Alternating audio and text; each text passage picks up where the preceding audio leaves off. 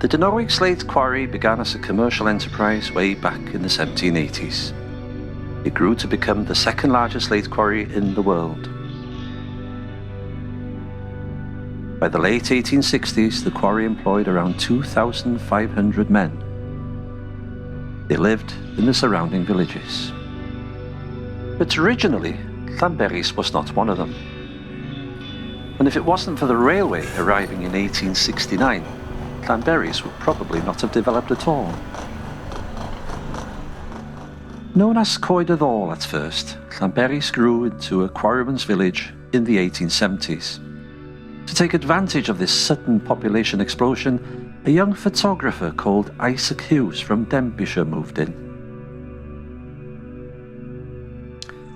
When Hughes left Llanberis in 1886, his work went with him and became largely forgotten.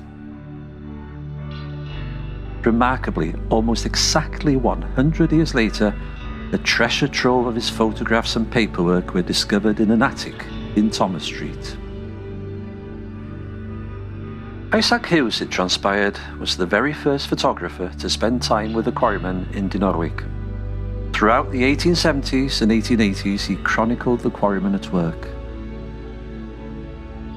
Hughes's photographs give a tantalizing glimpse into their lives. They were hard times, as the expressions on their faces testify. And in having their photographs taken, some were either very brave or very foolish. Quite often when Hughes asked his subjects to stay still, he would sit them down on barrels of live gunpowder. Some quarrymen were very old, still working into their 70s. Others were just boys who started their working lives as young as 11 or 12, learning their trades from their fathers or uncles. All to bring in a few extra pennies. Issac Hughes also set up a studio in the village and photographed the very first generation of men, women and children to live in Llanberis. These people were pioneers and settlers. We get to see many of the women, some wearing mourning dresses, having lost their husbands in the quarry. For them, making ends meet was very hard, and that is why they hoped to have many sons, so that they could be sent to work in the quarry. Women's roles in the quarrying villages were largely confined to looking after the health and well-being of their families. The only role women had in the quarry itself during Issac Hughes' time were as nurses in the quarry hospital. Over 150 portraits taken by Hughes were discovered in his collection. Through meticulous research, the identities of a few has become known. This was Richard Hughes, the chemist and lay preacher. Pont Hughes Druggist Bridge is named after him.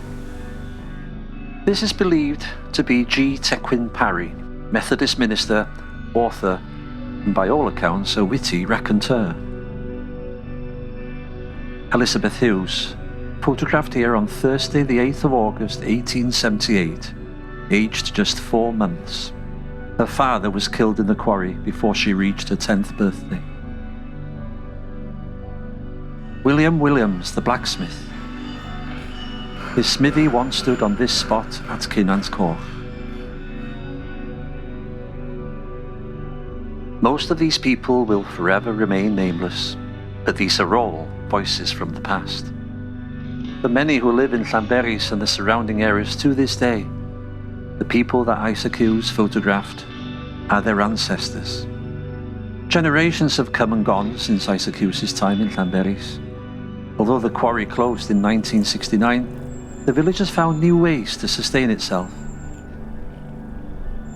Tourism, heritage, trade, commuting.